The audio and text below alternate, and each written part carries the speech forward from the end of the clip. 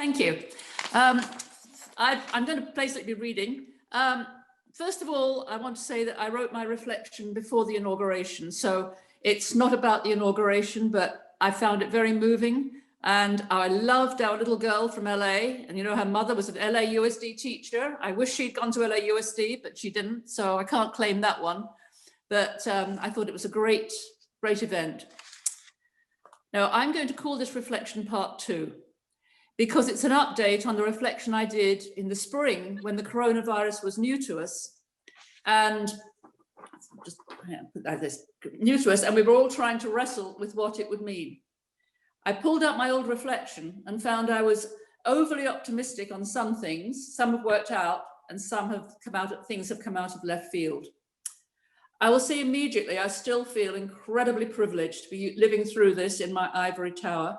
Not only have I been able to survive so far by limiting when I go out and keeping myself safe, the one risk I take weekly when I help at the shelter for unhoused people has also entitled me to get the coronavirus shot with the healthcare workers ahead of everybody else over the age of 65.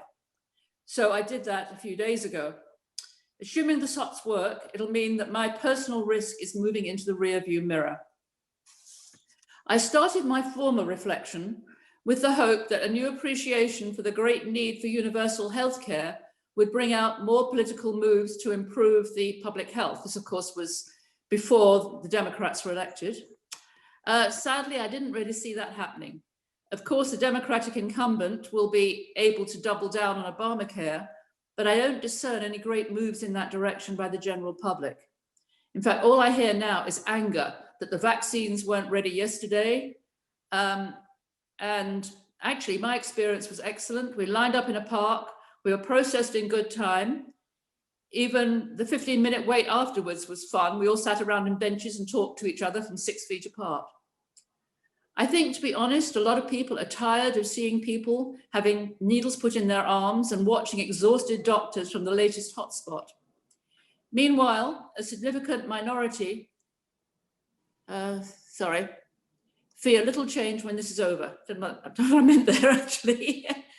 Having said that, though, in the healthcare system, telephone consultations and e-visits with doctors have been really good and hopefully will continue. This is one of the changes I could see becoming more permanent. It saves so much foot traffic at hospitals and seems to be working really well. I like the choice in how I consult the doctor. It has got really pretty creative when you can talk face-to-face and send photos of the concern. On a similar vein, some places have been forced into efficiency. My wallet was stolen recently, and my visit to the DMV with no appointment was almost painless. We lined up outside, people took information from us there, put it in lines, and by the time inside was minimal. Of course, that would be different in the rain. Another hope I had was that there would be greater appreciation for service workers and that unions would be strengthened and society would get to be more equal. Sadly, I now think that was over-optimistic. Unlike the Black Plague, which wiped out so many poor people that the labouring classes were in demand and had to be paid more and looked after better, that led to great changes in society. This plague has done the opposite. Once it is over, I fear a great many jobs will not come back. I heard one pundit on TV talk about a permanent underclass. How many people does it take to clean an office building in which only a few people work?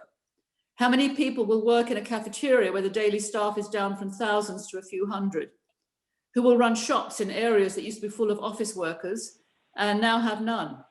It seems employers are very thrilled with the flexible working, which seems to have not affected productivity and even brought out greater efficiency. Unless society can invent new categories of jobs, I seriously fear many will not come back. My son has been told that he should live near the office after April, when they hope to reopen, that he won't be expected to go into work every day, but will be needed there for some face-to-face meetings.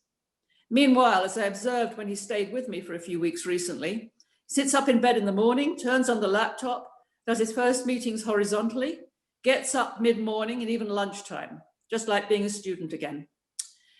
Society's had a year to adjust, and I've heard many stories of people moving to prettier, cheaper places because they have told they can work from home.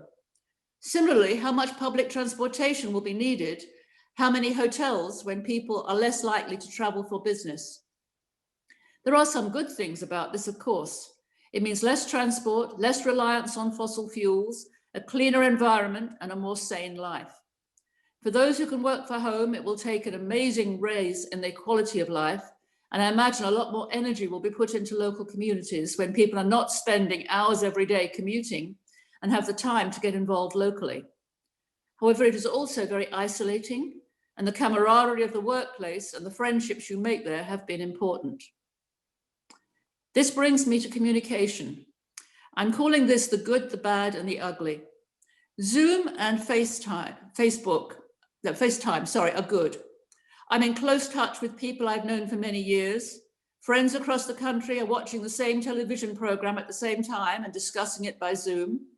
A couple of friends of mine are practicing yoga together from hundreds of miles apart. Attending meetings is more intimate, and I don't have to drive 30 miles across Los Angeles in the dark to go to a meeting in a hall when I can just sit in my own house.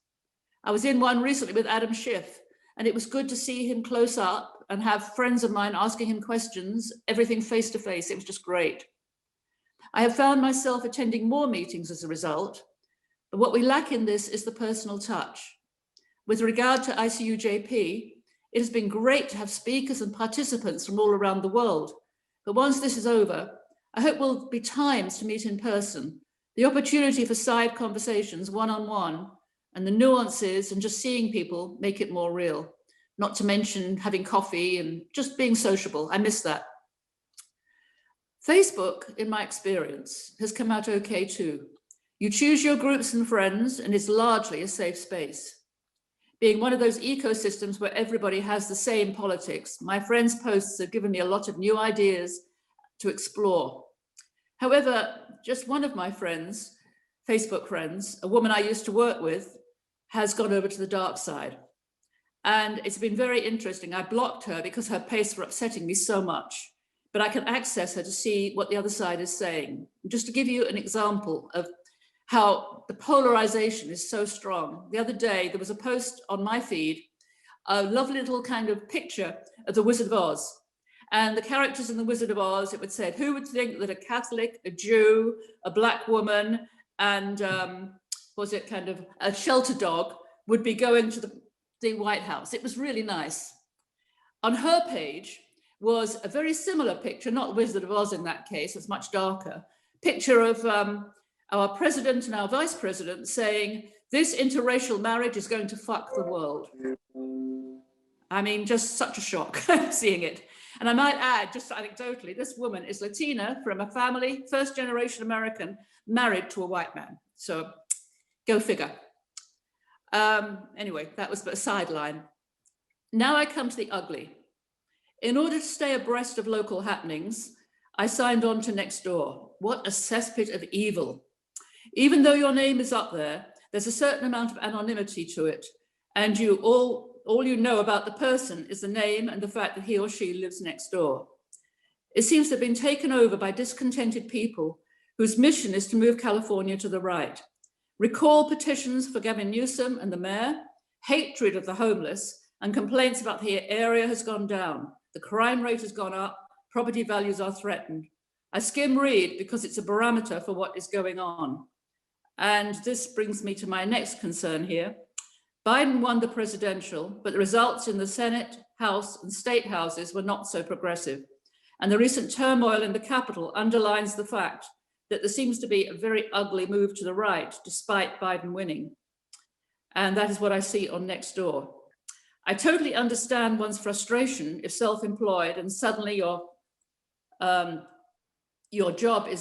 business is being closed, but I still cannot understand how wearing a mask restricts your freedom while you wearing a gun does not restrict mine, or how so-called religious freedom restricts the rights of various groups. I hope Biden can pull it off, but I fear for even greater division. I am frightened for the political future of this country at one moment. The virus was the match that lit the tinder. On a brighter note, despite the fires and the drought, our Christmas bird count, which is an annual event done throughout America, indicated some species doing very well that have not been recorded for some years in San Fernando Valley. Partly that is montane species come down from the mountains because of the fires, but partly because people are not around in the spring and the environment is cleaner, and it seems that flora, fauna and avifauna are thriving. I've even seen deer a couple of times in the last few months on hiking trails where I have never seen one before. Thank you.